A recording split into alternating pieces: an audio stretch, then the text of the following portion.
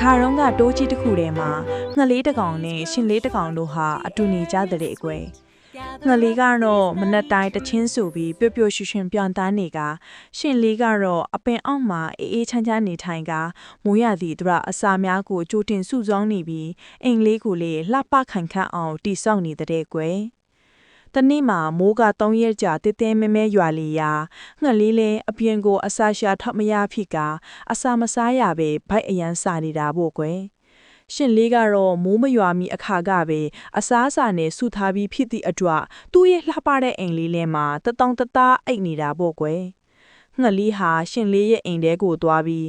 ရှင်လေးကြီးအေးလို့ပါအစာလည်းမရှိတော့ဘူးငါ့ကိုအစာနည်းနည်းလောက်ကျွေးလို့ရမလားလို့မေးလိုက်လေတယ်ရှင်လေးဟာအလွန်တနာတက်ပြီးစာနာတတ်သူထစ်လေရာငှက်ကလေးကိုပြုံးပြီးပြန်ပြောလိုက်တယ်မိုးတိတ်တဲ့အချိန်ထိငါရဲ့အိမ်လေးထဲမှာနေလို့ရပါတယ်အစားအစာလည်းငါကျွေးပါမယ်ငှက်ကလေးရဲ့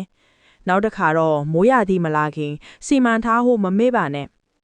ထိုအခါငှက်ကလေးဟာရှင်လေးကိုအလွန်ကျေးဇူးတင်ကြောင်းပြောလိုက်ပြီးချူတင်စုဆောင်းထားခြင်းမရှိရင်ဒုက္ခရောက်ချိန်မှာအလွန်မျက်နှာငယ်ရကြောင်းသိရှိသွားလေတဲ့ကွယ်ဒီလိုနဲ့မိုးတိတ်သွားတော့ငှက်ကလေးကအရင်လိုမနေထိုင်တော့ပဲအစားအစာများကိုကြိုတင်စုဆောင်းကရှင်လေးကနေနဲ့ဝိမြစားတော့ပြီးပျော်ပျော်ရွှင်ရွှင်နေသွားကြတဲ့ကွယ်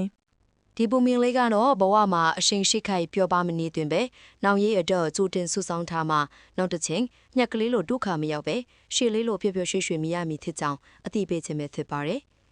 ဒီပုံမြင်လေးကိုကြိုက်နေတဲ့သက်ဆိုရင် YouTube Channel လေးကို Like and Subscribe လုပ်သွားပြီးဖို့တောင်းဆိုအပ်ပါတယ်